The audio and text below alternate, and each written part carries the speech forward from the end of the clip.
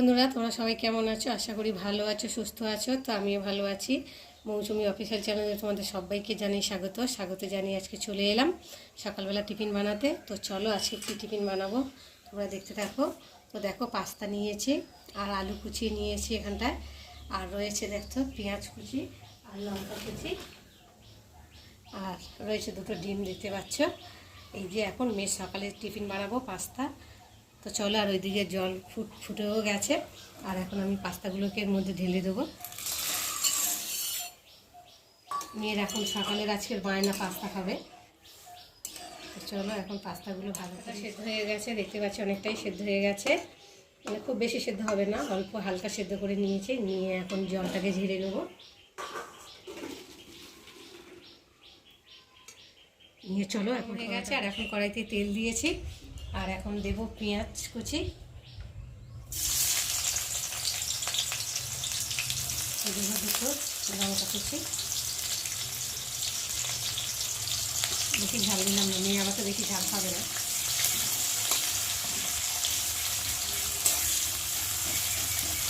চলো, এবার আলুগুলো ঢেলে দেবো, কেননা পেঁয়াজের সাথে আলুটা ভাজা হয়ে যাবে। আর পেঁয়াজটা আগে দিয়ে নিলে আলুটা দিলে তো পেঁয়াজগুলো পুড়ে যায়, তার জন্য একসাথে দিয়েই ভেজে নেবো।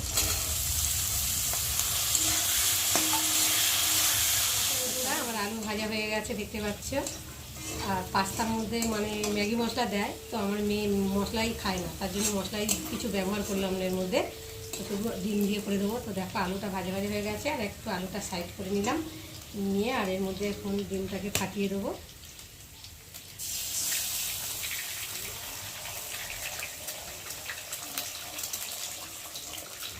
দিয়ে সামান্য একটু নুন দেবো।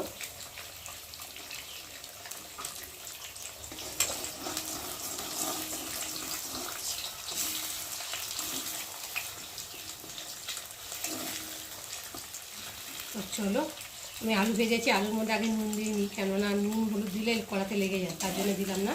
তো এখন আমি অল্প করে নুন দেবো, পরিমাণ মতো। পাস্তাটা নুন দিয়ে একটু সেদ্ধ করে নিয়েছি, তার জন্য অল্প করে দিলাম, বেশি দিলাম না। আর এক সাইডে দেখো ডিমটা পুরো হয়ে গেছে, আর এখন ডিমটাকে খুন্তি দিয়ে ঝুড়ে ঝুড়ে করে নিলাম। দেখতে পাচ্ছি ঝুড়ে হয়ে গেছে, নিয়ে একসাথে মাখিয়ে নিলাম আলুর সাথে।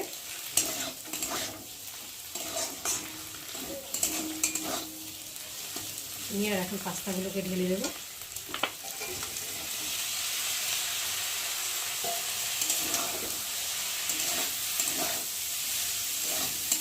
হলুদ দেবে না, মেয়ে সাদা করবে, সাদা খাবে, তার জন্য আমি হলুদ দিলাম না। চলো, এখন পাস্তা রেডি হয়ে গেছে, দেখতেই পাচ্ছ। আর এখন মেয়েকে খেতে দেবো সস দিয়ে। তো চলো, এর উপরে একটু সস দিয়ে দিই।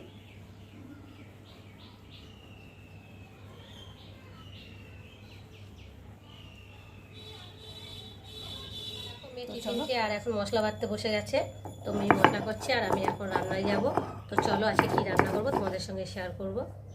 মেয়ে ওইদিকে মশলা বাটছে, আর আমি এদিকে রান্না বসিয়ে দিয়েছি, ভাত হচ্ছে। তো দেখতে পাচ্ছ ভাত ফুটে গেছে। তো ফুটে বলতে ভাত অনেকটাই হয়ে এসছে, কেননা এটা একটু নতুন চাল, তো তাড়াতাড়ি ভাতটা হয়ে যায়। তো তার জন্য ভাতটা হয়ে গেছে, আর এখন ভাতটা নামিয়ে নেবো। নিয়ে আজকে রান্না করব। তো ডিমের মাপলেট করে ঝোল করব, তোমাদের সাথে শেয়ার করব।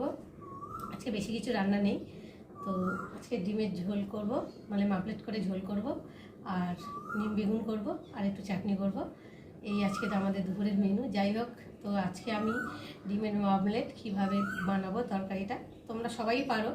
তো এটা মানে নিত্য নতুনের রান্না না, প্রত্যেক মানুষই জানো যে ডিমের অমলেট কী করে বানানো হয়, ঝোলটা। তো আমি কেমন করে বানাবো সেটা আমি তোমাদের সঙ্গে শেয়ার করব।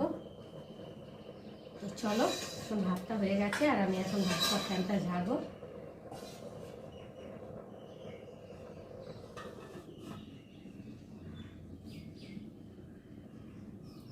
আচ্ছা, গরম করছে, কি বলবো, ভালো লাগছে না, এত গরম লাগছে। বন্ধুরা দেখো, আমি ডিমের অমলেট বানাবার জন্যে 5টা ডিম নিয়েছি, দেখতে পাচ্ছ। আমি 5টা ডিম দিয়ে বানাবো। ডিমগুলোকে সব একসাথে ফাটিয়ে নেব এক এক করে।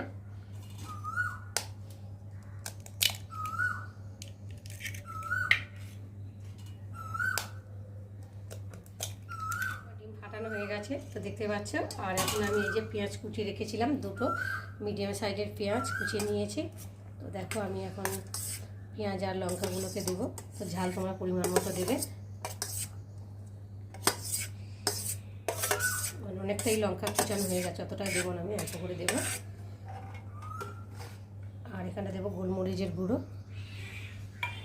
আর দেবো একটু নুন।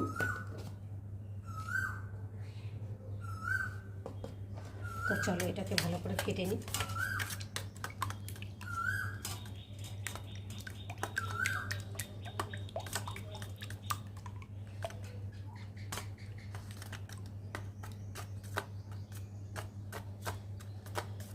বন্ধুরা আমার ঘাটা হয়ে গেছে, ভালো করে ঘেটে নিয়েছি। আর এখন প্যান বসিয়েছি গ্যাসে। তো এখন আমি অল্প অল্প করে মানে 2 হাতা করে দিয়ে দিয়ে ভাজবো।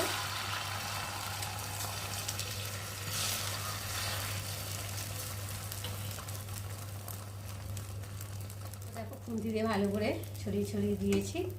আর এখন আস্তে আস্তে করে উল্টাবো। তোমরা সবাই পারো ডিমের মানে অমলেট তৈরি করতে। তো দেখো আমি করছি।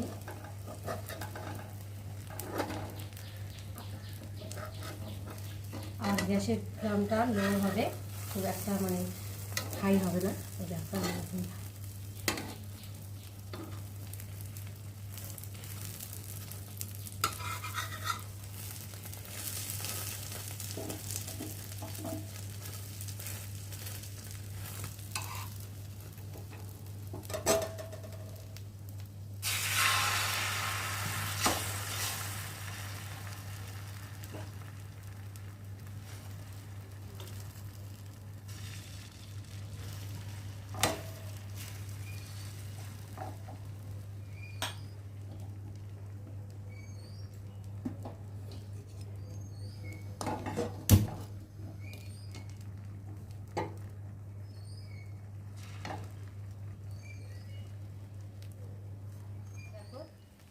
খুন্তি দিয়ে ছড়িয়ে ছড়িয়ে দিয়েছি। আর এখন হয়ে গেছে। আর এখন এর সাথে আমি ওটাকে জয়েন করে দেবো। দেখো এরকমভাবে জয়েন্ট হয়ে গেল। তো আর একটু ভালো করে ভেজে নেবো এপিট ওপিট করে।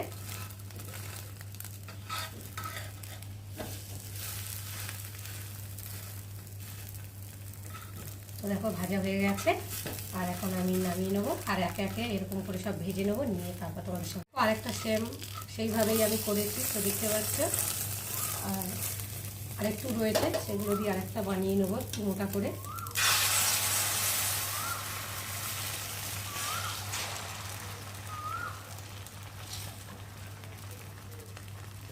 খুন্তি দিয়ে এটা সরিয়ে দেবো। আর অল্প তেলেই ভাজা হবে, কিন্তু এটা এর মধ্যে বেশি তেল দিলে ভালো হবে না, মানে বেশি ভাজা হয়ে গেলে খেতে ভালো লাগবে না।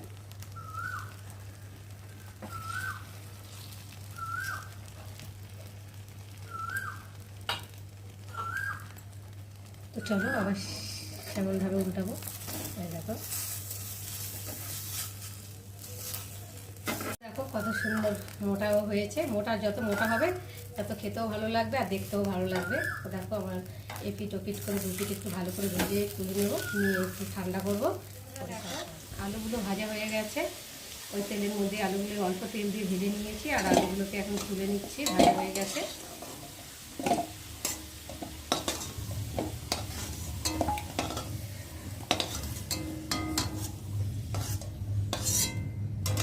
চলো একটু সর্ষে তেল দিয়ে দেবো। এখন অল্প করে দেবো, বেশি তেল মশলা ভালো লাগে না খেতে, অল্প করে দেবো।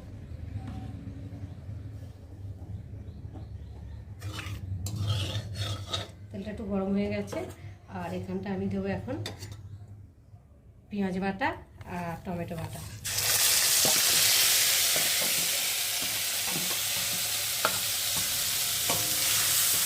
ভালো করে ভেজে নেবো।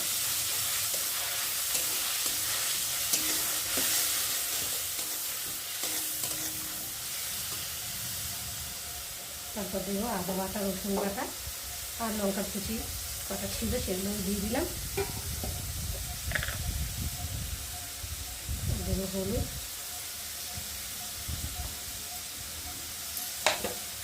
আর দেবো জিরের গুঁড়ো,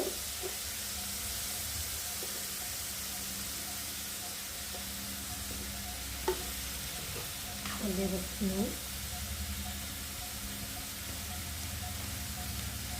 আর দেবো একটু লঙ্কার গুঁড়ো। একটু করে দিয়ে দেবো।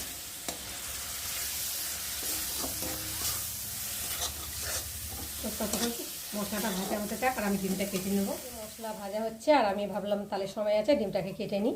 তো চলো এরকম ছোট ছোট করে ডিমগুলোকে কেটে নেবো।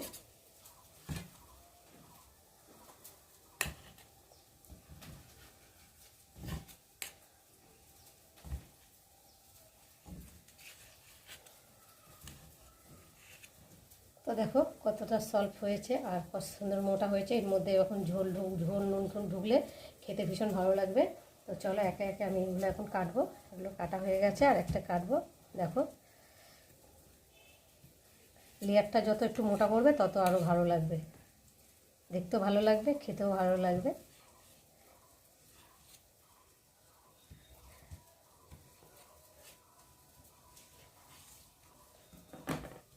তো দেখো হয়ে গেছে আমার কাটা।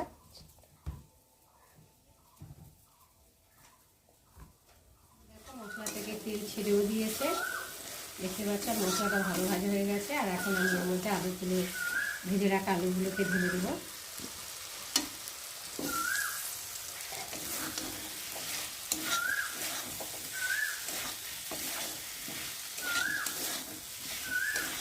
মশলাটা আলুটা ভালো ভাজা ভাজা হয়ে গেছে, তো দেখতেই পাচ্ছ। আর এখন আমি জল ঢেলে দেবো। এই তরকারিটা একটু মাখা মাখা মতো হলে খেতে ভালো লাগে।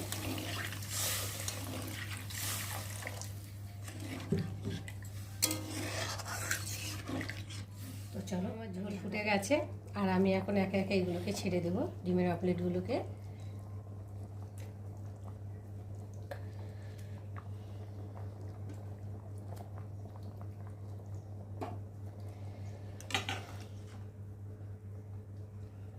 তো চলো একটু ঢাকা দিন।